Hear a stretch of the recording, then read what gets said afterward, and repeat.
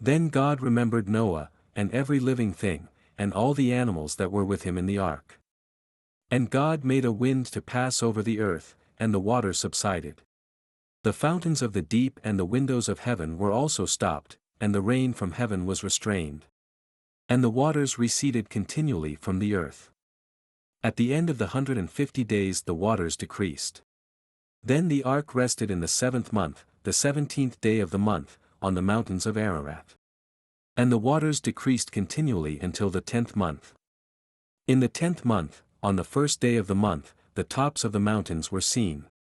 So it came to pass, at the end of 40 days, that Noah opened the window of the ark which he had made. Then he sent out a raven, which kept going to and fro until the waters had dried up from the earth.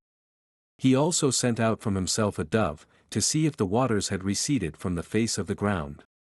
But the dove found no resting place for the sole of her foot, and she returned into the ark to him, for the waters were on the face of the whole earth. So he put out his hand and took her, and drew her into the ark to himself. And he waited yet another 7 days, and again he sent the dove out from the ark. Then the dove came to him in the evening, and behold, a freshly plucked olive leaf was in her mouth, and Noah knew that the waters had receded from the earth. So he waited yet another 7 days and sent out the dove, which did not return again to him any more.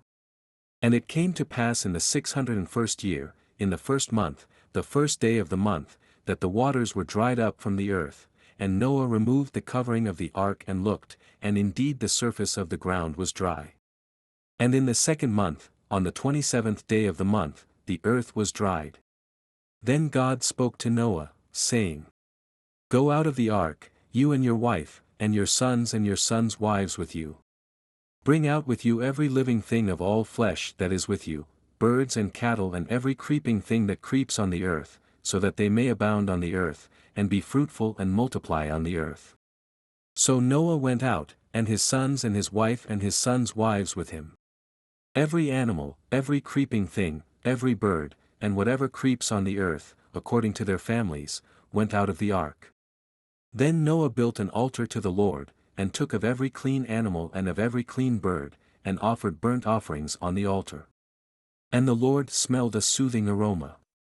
Then the Lord said in his heart, I will never again curse the ground for man's sake, although the imagination of man's heart is evil from his youth, nor will I again destroy every living thing as I have done.